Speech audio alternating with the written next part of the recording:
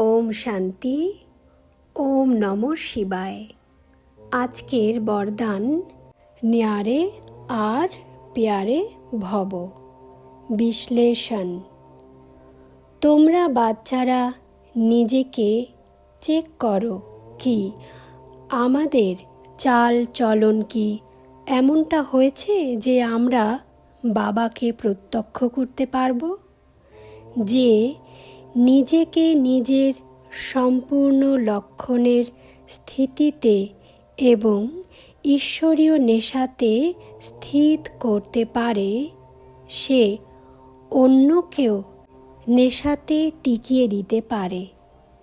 কেউ দূর থেকে দেখেই এটা অনুভব করতে পারবে যে একে তো এমন নেশাতে ধরেছে যা কখনো আর ছাড়ে না। এ তো কোনো ঈশ্বরীয় নেশাতে মশগুল হয়ে থাকা আত্মা, একে ঈশ্বরীয় নেশায় ধরেছে। এ কোনো ন্যারি আর প্রভু প্যারি আত্মা। আজকের বরদানটা কি ছিল?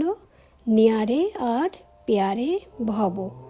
তো ন্যারে আর প্যারে মানে হিন্দিতে ন্যারা বলা হয়, মানে সব কিছুর থেকে ঊর্ধ্বে থাকাকে বলা হচ্ছে ন্যারা, মানে ডিটাচড অবস্থা, যেটাকে আমরা কমল ফুলের সঙ্গে তুলনা করি।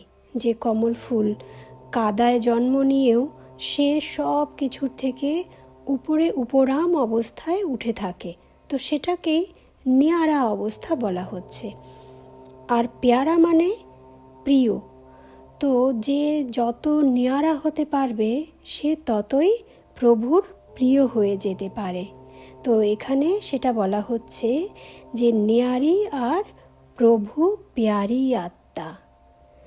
ওম শান্তি। ওম নমঃ শিবায়।